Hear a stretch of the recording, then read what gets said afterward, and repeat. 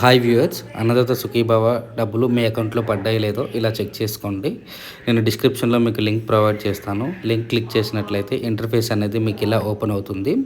So ఇక్కడ మీ ఆధార్ నెంబర్ని enter చేయండి. ల్యాండ్ ఎవరి పేరు మీద అయితే రిజిస్టర్ అయ్యిందో వాళ్ళ 12 డిజిట్ ఆధార్ కార్డ్ నెంబర్ని ఇక్కడ ఎంటర్ చేయండి.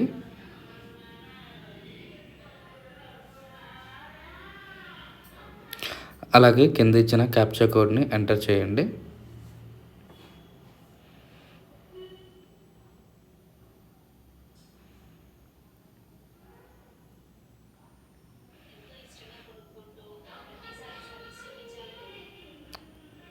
ఇప్పుడు సెర్చ్ బార్ క్లిక్ చేసినట్లయితే బెనిఫిషరీ హిస్టరీ అనేది ఓపెన్ అవ్వడం జరుగుతుంది.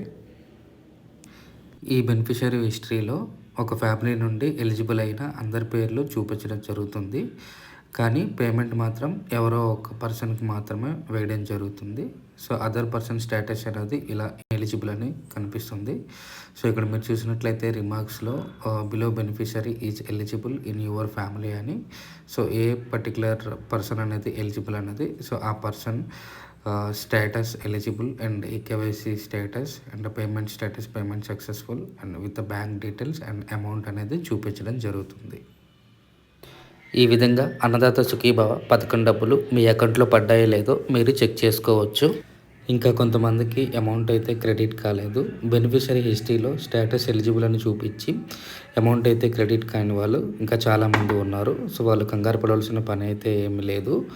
సో స్టేటస్ ఎలిజిబుల్ నుండి అమౌంట్ పడకపోవడానికి ఇక్కడ 2 కారణాలు ఉంటాయి. ఒకటి ఈకేవైసీ కరెక్ట్గా అవ్వకపోయినా, అండ్ రెండోది బ్యాంక్ అకౌంట్కి ఆధార్ లింక్ కాకపోయినా.